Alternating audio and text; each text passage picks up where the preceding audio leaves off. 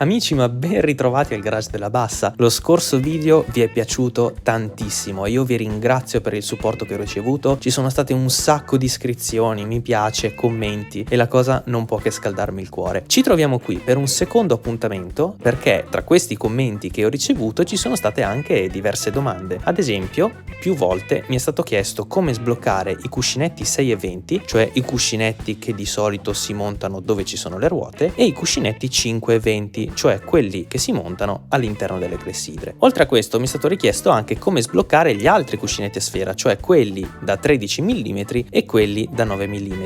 Ora bisogna partire da un presupposto, cioè che in questo video non vi mostrerò come sbloccare questi cuscinetti. Perché non ve lo mostrerò? Non perché sono cattivo e non perché non ho voglia di farlo, ma perché, soprattutto per quanto riguarda i cuscinetti 5 e 20, sono gli stessi che sono montati all'interno del roller, quindi il procedimento è esattamente lo stesso. In questo caso ovviamente non avrete il roller, ma semplicemente dovrete tenere fermo l'esterno del cuscinetto, o il 5,20 oppure il 6,20, quello delle ruote. Quindi siccome il procedimento è lo stesso è inutile che ve lo mostro una seconda volta. Ben diverso invece è il ragionamento per quanto riguarda i cuscinetti da 13 e i cuscinetti da 9. Qui, anche se il ragionamento di fondo comunque è lo stesso, però ci sono dei piccoli cambiamenti, quindi vi mostrerò molto in breve come fare per pulire bene e sbloccare anche questo tipo di cuscinetti a sfera. Di cosa avremo bisogno allora? Ritorna il nostro utensile rotante con montato all'interno della pinza l'albero del motore, ma come vedete c'è un'aggiunta, cioè abbiamo aggiunto un pignone del motore. Sapete a cosa ci servirà questo? A poter fare questa cosa qua, perché molti non lo sanno, ma il pignone del motore va ad incastrarsi perfettamente nel diametro interno del cuscinetto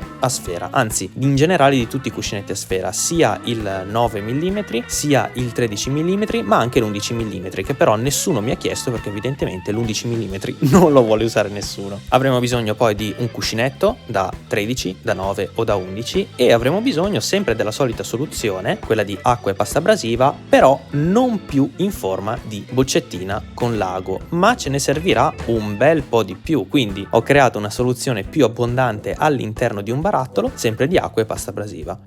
Adesso forse mi conviene mescolarlo un pochino perché esatto, anche come vi ho fatto vedere nello scorso video, sul fondo si deposita sempre quando rimane ferma per un po' la pasta abrasiva. Ce ne servirà un po' di più perché, essendo il cuscinetto ad esempio da 13 mm molto più grande anche all'interno rispetto a un cuscinetto da 520 o un cuscinetto da 6,20, servirà anche molta più pasta abrasiva per riuscire a raggiungere lo stesso risultato, oppure serviranno più step, ma fare in questo modo vi permette di risparmiare un po' di tempo. Questo è un roller che ho già usato in passato, ha diversi anni, dovrebbe addirittura avere da qualche parte qualche segno di deterioramento o un po' di arrugginimento. No, forse non era questo, forse era un altro roller, però fa parte dei primissimi roller da 13, anzi dei primissimi cuscinetti a sfera da 13 che ho comprato, e se lo sentite, io spero tanto che si senta dalla camera,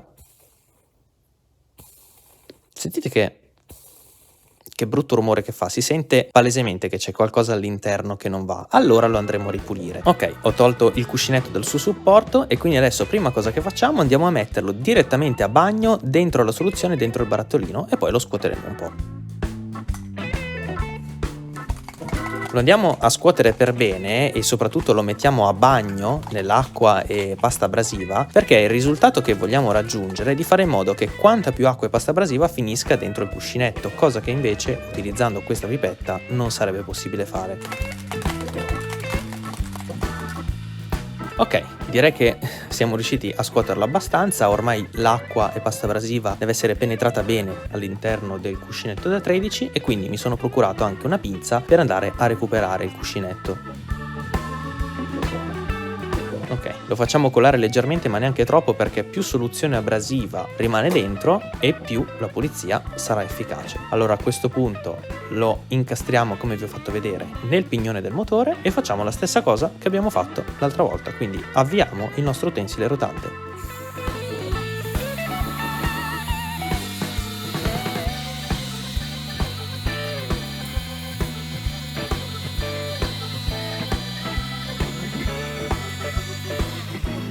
Ok, direi che l'abbiamo fatto girare sufficientemente. Lo sporco non si vedeva direttamente lì a causa del colore del cuscinetto, ma come vedete il mio dito ce n'era parecchio all'interno. Cosa molto importante, visto che stiamo lavorando a bagno e visto che comunque il cuscinetto è sporco, è meglio evitare di prenderlo e rimetterlo a bagno dentro la soluzione abrasiva, perché altrimenti andrebbe a contaminare, a sporcare tutto il resto della soluzione. Quindi fatelo una volta sola, fatelo per un bel po' di tempo, però poi dopo mettetelo direttamente a pulire, anche perché non serve più di tanto pulire questi cuscinetti. Ora, cos'altro cambia dallo scorso video? Dallo scorso video cambia che lo tenevo montato sull'utensile rotante e lo facevo ruotare all'interno del petrolio bianco. In questo caso non lo possiamo fare, quindi andiamo a mettere anche in questo caso a bagno nel petrolio bianco però il cuscinetto a sfera, chiudiamo e shakeriamo.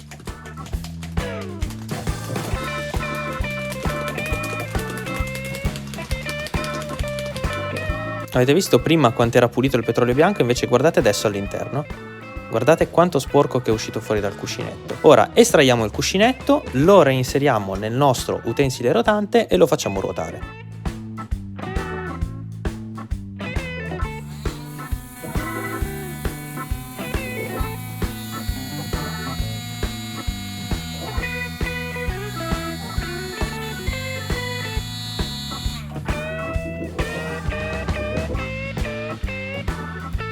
Visto come scorre bene adesso? Ora lo ripassiamo, ancora un po' dentro il petrolio bianco, una seconda volta, così che se c'era qualche altra impurità la facciamo uscire fuori e poi lo asciughiamo definitivamente.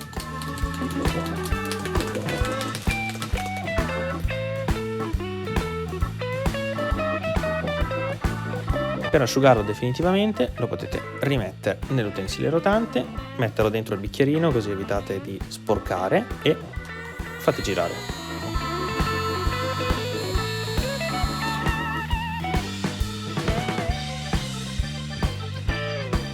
Sentite un po'?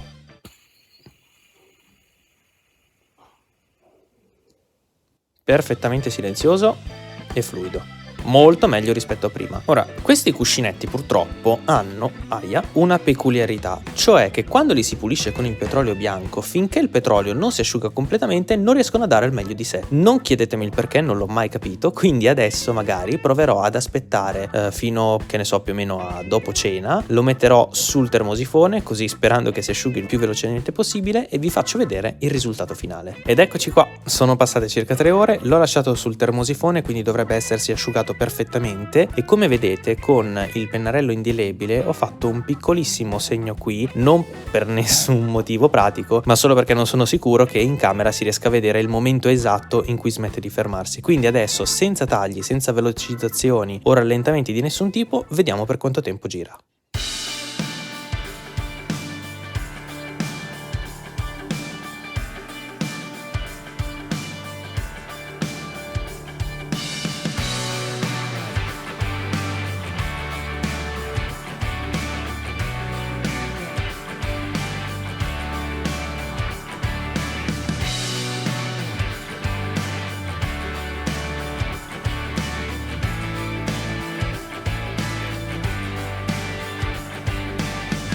...31 secondi esatti di rotazione. Direi che abbiamo raggiunto veramente un gran bel risultato. Io spero che questa seconda parte del video su come rodare, sbloccare i propri roller vi sia piaciuta. Fatemelo sapere eventualmente con un like, continuate ad iscrivervi perché questa community sta crescendo sempre meglio. Io vi ringrazio per essere passati, spero di esservi stato utile e noi ci vediamo sempre qui al garage della Bassa.